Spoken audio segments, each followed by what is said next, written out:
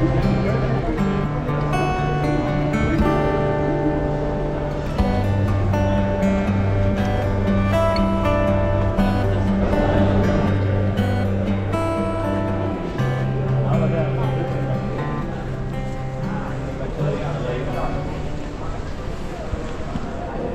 ಎಲ್ರಿಗೂ ನಮಸ್ಕಾರ. ಹರ ಹರ ಮಹಾದೇವ್. ನಾವೀಗ ಕುಂಭಮೇಳಕ್ಕೆ ಹೊರಟಿದ್ದೀವಿ. ನನ್ನ ಜೊತೆಗೆ ಅರ್ಜುನ್ ಇದ್ದಾರೆ. ಹಾಯ್ ನಮಸ್ಕಾರ. ಇಲ್ಲಿ ಟರ್ಮಿನಲ್ 1 ಇದ್ದೀವಿ. ಆ್ಯಕ್ಚುಲಿ ಇವತ್ತು ಈಗ 7:30 ಫ್ಲೈಟ್ ಇದೆ. ಸೊ ನಾವು ಫಸ್ಟು ವಾರಣಾಸಿಗೆ ಹೋಗ್ತಾ ಇದ್ದೀವಿ, ಆಮೇಲಿಂದ ಅಯೋಧ್ಯೆಗೆ ಹೋಗ್ತೀವಿ, ಆಮೇಲೆ 12ನೇ ತಾರೀಕು ಒಂದು ಹುಣ್ಣಿಮೆ ಸ್ನಾನ ಇದೆ, ಶಾಹಿ ಸ್ನಾನ ಇದೆ, ಅವತ್ತು ನಾವು ಪ್ರಯಾಗರಾಜಲ್ಲಿ ಇರ್ತೀವಿ.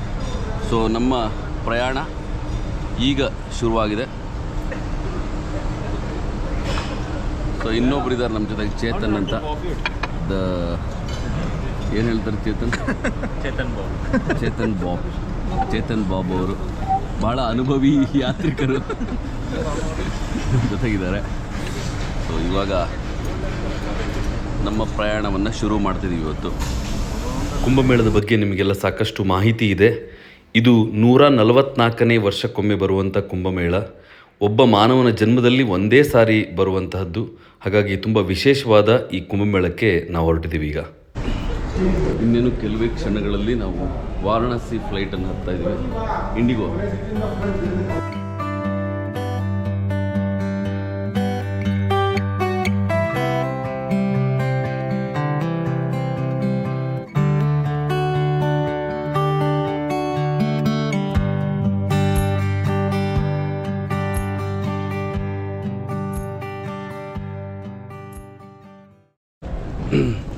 ಈಗ ತಾನೇ ನಾವು ಕಾಶಿ ಏರ್ಪೋರ್ಟ್ಗೆ, ವಾರಣಾಸಿ ಏರ್ಪೋರ್ಟ್ಗೆ ಬಂದಿಳಿದ್ವಿ.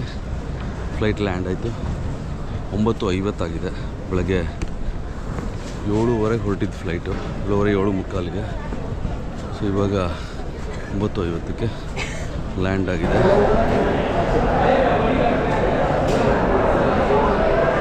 ಭಾರತದ ಆಧ್ಯಾತ್ಮಿಕ ರಾಜಧಾನಿಯಾದಂತಹ ಕಾಶಿಗೆ, ವಾರಣಾಸಿಗೆ ಈಗ ಬಂದು ನಾವು ಇಳಿದಿದ್ದೀವಿ. ನಾನು ಫಸ್ಟ್ ಟೈಮ್ ಕಾಶಿಗೆ ಬರ್ತಾಯಿದ್ದೀನಿ. ಗಂಗೆಯನ್ನು ನೋಡುವ ಸೌಭಾಗ್ಯ ಮೊದಲನೇ ಸರಿ ಸಿಕ್ಕಿದೆ. ತುಂಬ ಸಂತೋಷ ಆಗ್ತಾಯಿದೆ. ಹಾಗೆ ಈ ಕಾಶಿಗೆ 2-3 ಹೆಸರಿದೆ. ವಾರಣಾಸಿ, ಬನಾರಸ್ ಅಂತ ಕೂಡ ಇದೆ. ವರುಣ ಮತ್ತು ಅಸಿ 2 ನದಿಗಳ ಉಪನದಿಗಳ ಹೆಸರಿನಲ್ಲಿ ವಾರಣಾಸಿ ಆಗಿದೆ. ತುಂಬ ಜನ ಇಲ್ಲಿಂದ ಪ್ರಯಾಗರಾಜಕ್ಕೆ ಹೋಗ್ತಾ ಇದ್ದಾರೆ. ಸೊ ಹಾಗಾಗಿ ಭಾಳ ರಶ್ ಇವಾಗ. ನಾವೀಗ ವಾರಣಾಸಿಯಲ್ಲಿ ಟೋಟೋದಲ್ಲಿ ಹೋಗ್ತಾ ಇದ್ದೀವಿ. ಟೋಟೋ ಏನಿದೆ? ಬ್ಯಾಟ್ರಿ ಗಾಡಿ, ಆಟೋ ಥರನೇ ಬ್ಯಾಟ್ರಿಯಿಂದ ಓಡುವಂಥ, ಅದಕ್ಕೆ ಟೋಟೋ. ಹೊಸ ಅನುಭವ ಇದು ಅಲ್ವಾ ಅದು? ಹೌದು. ನಮ್ಮ ಜೊತೆಯಲ್ಲಿ ಸಂದೀಪ್ ಅವರು ಇದ್ದಾರೆ. ಸಂದೀಪ್ ಬಾಯ್. ಹಲೋ.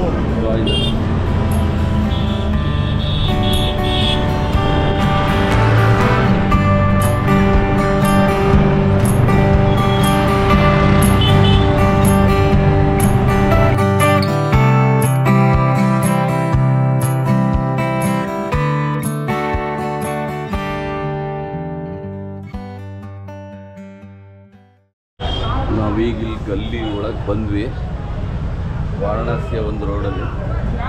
ಸೊ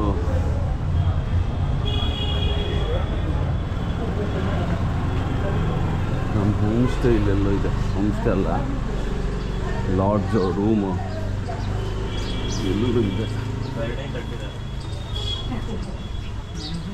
ಏನಿದು? Kashidham home stay. Oh okay, this is our home stay. Kashidham home stay ಬಂದಿದೆ.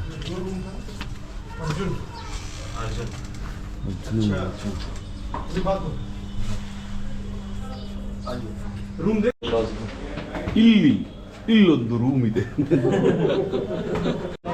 ನಾವೀಗ ವಾರಣಾಸಿಯ ಗಲ್ಲಿಗಳು ಓಡಾಡ್ತಿದ್ದೀವಿ. ಇಲ್ಲಿ ಅಂತ ಬ್ಲೂ ಲಸ್ಸಿ ಶಾಪ್ ಹುಡುಕ್ತಾ ಇದ್ದೀವಿ. ಸಿಕ್ಕಾಪಟ್ಟೆ ಜನ ಇದ್ದಾರೆ.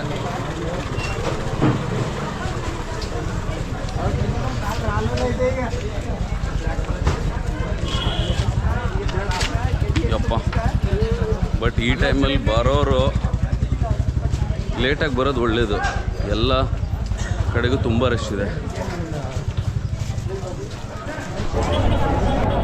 ವಿಶ್ವನಾಥನ ದೇವಸ್ಥಾನಕ್ಕೆ ಸಿಕ್ಕಾಪಟ್ಟೆ ದೊಡ್ಡ ಕ್ಯೂ ಇದೆ. ಇಲ್ಲೇ ಎಲ್ಲ ಹೋಗ್ಬೇಕಿತ್ತು, ಅಲ್ಲಿ ಹೋಗ್ಬೇಕು.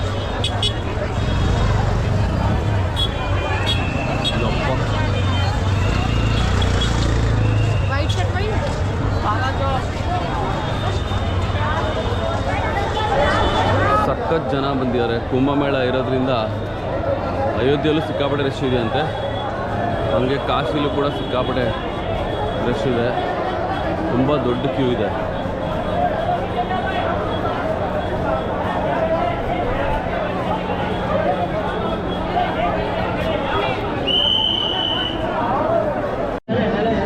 ಬ್ಲೂ ಲಸ್ಸಿ ಶಾಪ್, ಸಿಕ್ಕಾಪಟ್ಟೆ ಜನ ಇದ್ದಾರೆ ಇಲ್ಲಿ. ಇದು ಹೆಂಗಿದೆ ಅಂತ ಗೊತ್ತಿಲ್ಲ ಇನ್ನು. ಚೆನ್ನಾಗಿದೆಯಾ? ಆಯಿತಾ?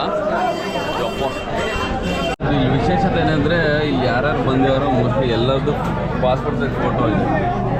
ಇಷ್ಟೊಂದು ಜನ ಇದೆ. ಈ ಶಾಪ್ ತುಂಬ ಫೋಟೋಸ್ ಅಂಟಿದ್ದಾರೆ. ಅಲ್ಲಿ ಸಿಗ್ತಾ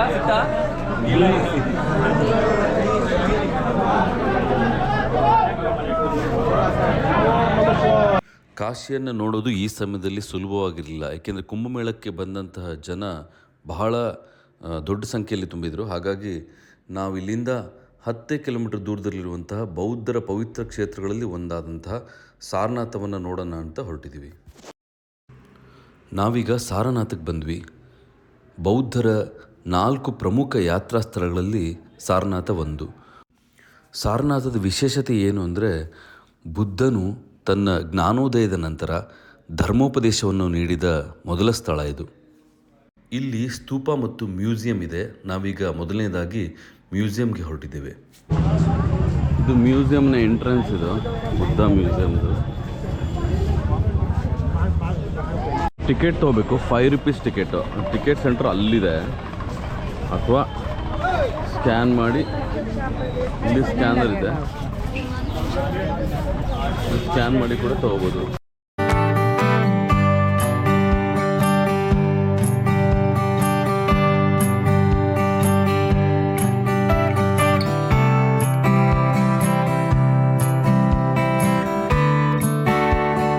ನಾವೀಗ ಸಾರನಾಥದ ಪುರಾತತ್ವ ವಸ್ತು ಸಂಗ್ರಹಾಲಯದಲ್ಲಿದ್ದೀವಿ. ಇಲ್ಲಿ ಕ್ರಿಸ್ತಪೂರ್ವ 3ನೇ ಶತಮಾನದಿಂದ ಹಿಡಿದು ಕ್ರಿಸ್ತಶಕ 12ನೇ ಶತಮಾನದವರೆಗೆ ಬೌದ್ಧ ಧರ್ಮಕ್ಕೆ ಸಂಬಂಧಪಟ್ಟಂತಹ ಶಿಲ್ಪಗಳು ಹಾಗೂ ವಸ್ತುಗಳನ್ನು ಸಂಗ್ರಹಿಸಲಾಗಿದೆ. ಈ ಮ್ಯೂಸಿಯಂನ ಮತ್ತೊಂದು ವಿಶೇಷತೆ ಏನು ಅಂದರೆ, ಅಶೋಕ ಸ್ತಂಭದ ಮೇಲ್ಭಾಗವನ್ನು ಅವರಿಲ್ಲಿ ಇಟ್ಟಿದ್ದಾರೆ. ಹಾಗೆ ಇದು ಪ್ರತಿದಿನ ಬೆಳಗ್ಗೆ 9ರಿಂದ ಸಂಜೆ 5ರವರೆಗೆ ತೆಗೆದಿರುತ್ತೆ. ಶುಕ್ರವಾರ ಇದು ರಜೆ ಇರುತ್ತೆ.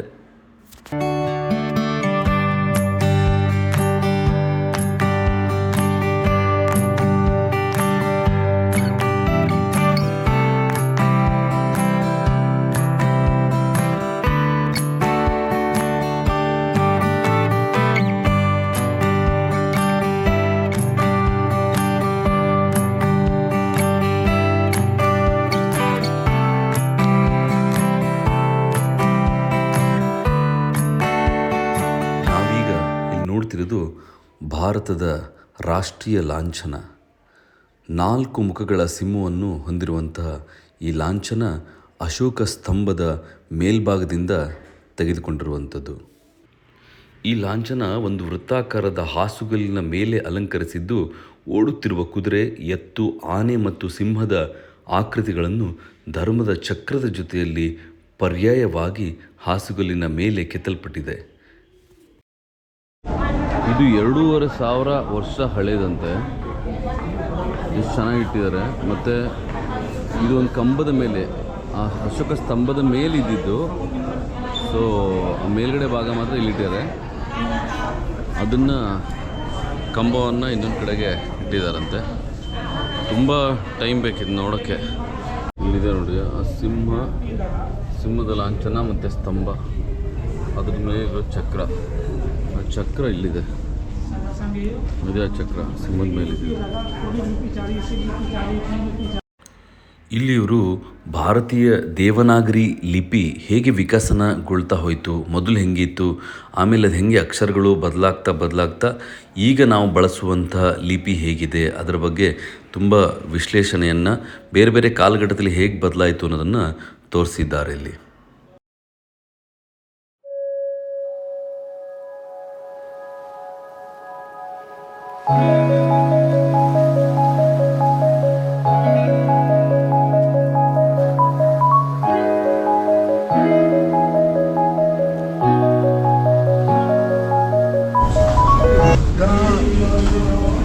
ಮಾಡಿದ ಮೇಲೆ ಬುದ್ಧಿಸಮ್ ಅಂತ ಹೇಳಿ ಮಾಡಿದ ಮೇಲೆ ಫಸ್ಟು ಸರ್ಮನ್ ಅಂದರೆ ಪ್ರವಚನ ಕೊಟ್ಟಿದ್ದು ಇಲ್ಲಿ. ಇದೇನಾಗಿದೆ, ಅವಾಗಿಂದ ಹಿಡಿದು ಹೆಚ್ಚು ಕಡಿಮೆ 13-14ನೇ ಶತಮಾನದವರೆಗೂ ಏನೇನು ಎಕ್ಸ್ಕವೇಟ್ ಮಾಡ್ಯಾರೆ ಬುದ್ಧನ ಬಗ್ಗೆ, ಬುದ್ಧನಿಗೆ ರಿಲೇಟೆಡ್ ಅದೆಲ್ಲದನ್ನು ಇಲ್ಲಿ ಡಿಸ್ಪ್ಲೇ ಮಾಡ್ಯಾರ. ಸೊ ಅದಕ್ಕೆ ನಿಮಗೆ ಅರ್ಲಿಯೆಸ್ಟ್ ಅಂದರೆ 300 BC, ಕ್ರಿಸ್ತಪೂರ್ವ 300ರಿಂದ ಹಿಡಿದು ಇದನ್ನು 600 AD. ಸೊ ಅಂದರೆ 1000 ವರ್ಷ, ಬುದ್ಧ ಆಗಿ 1000 ವರ್ಷ ನಂತರ. ಸೊ ಅದೆಲ್ಲ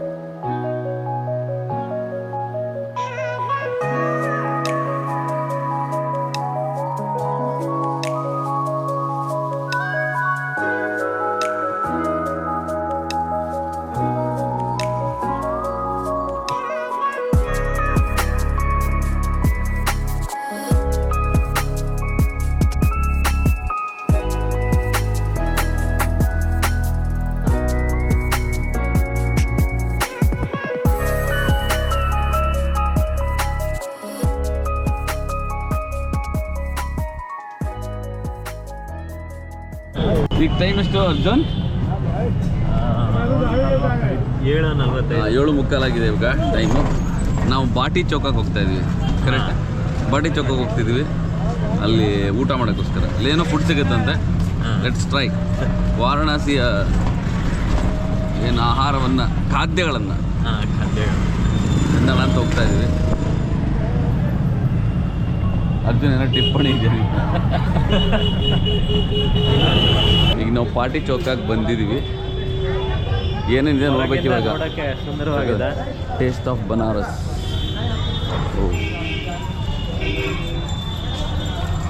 ಪಾಟಿ ಚೌಕ ಎಸ್ಥೆಟಿಕ್ಸ್ ತುಂಬ ಚೆನ್ನಾಗಿದೆ. ಹೌದು, ನೋಡೋಣ ಇದು ಅದ ಏನು ವಿಶೇಷತೆಗಳು. ಯಾವುದು ಇದು ಇದು ಇದು ಅದು ಎರಡು ಒಂದೇನಾ? ಎಂಟ್ರಿ ಒಂದು, ಎಕ್ಸಿಟ್ ಒಂದು. ಓ ಹಂಗ ಸೈಕಾಗಿ ಮಾಡಿದ್ದಾರೆ, ಚೆನ್ನಾಗಿ ಮಾಡಿದ್ದಾರೆ. ಏಯ್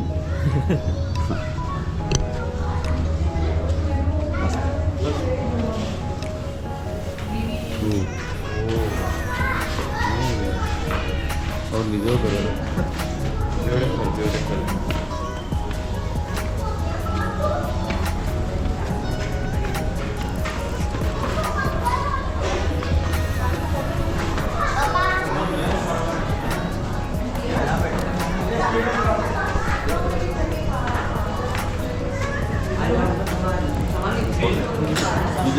ಇದೆಲ್ಲವೂ ರೆಸ್ಟೋರೆಂಟೇನಾ?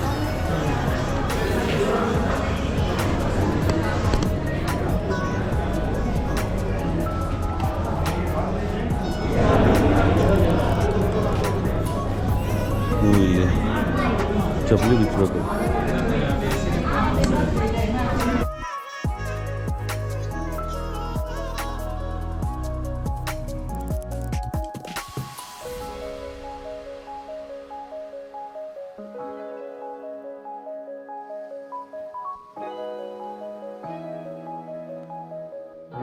ಮೆನು ಹೇಗಿದೆ? ಮರದ ಥರದಲ್ಲಿ ಮಾಡಿಕೊಟ್ಟೆ. ಒಳ್ಳೆ ಲೊಕೇಶನ್.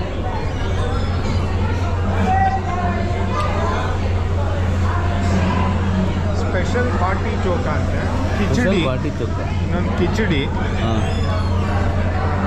ಯಾವುದ್ರದ್ದು ನಮಗೇನು ಮಾತಾ ಪಾಡ ಪನ್ನೀರ್ ಪಾಪಡ್ ಪಕೋಡ ಅದೇನು ಇದಿದೆ ಅನಿಸುತ್ತೆ. ಇದೇನು ಅರ್ಜುನ್ ಇದು ಹಾಕಿರೋದ? ಏನಪ್ಪ ಗೊತ್ತಿಲ್ಲ.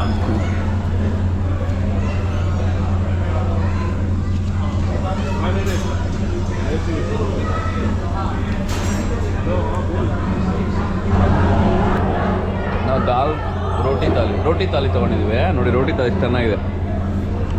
ಇಷ್ಟು ಪಲ್ಯಗಳು.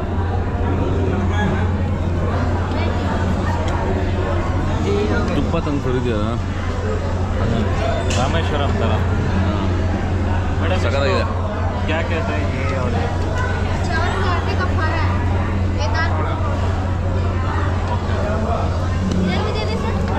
ಹಾಂ, ತುಂಬ ಚೆನ್ನಾಗಿತ್ತು.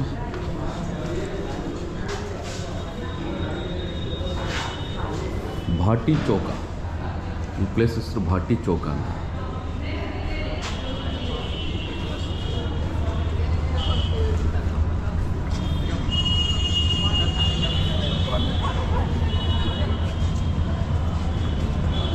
ಕಾಶಿಗೆ ಬಂದರೆ ಇದೊಂದು ಒಳ್ಳೆ ಜಾಗ ಊಟ ಮಾಡೋಕ್ಕೆ.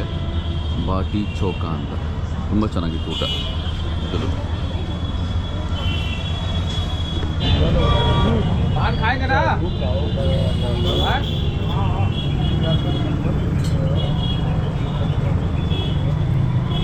ಬನಾರಸ್ ಪಾನ್ ತುಂಬ ಚೆನ್ನಾಗಿರುತ್ತೆ. ಅದಕ್ಕೆ ನಾವೊಂದು ಪಾನ್ ತಿಂದ್ವಿ ಈಗ.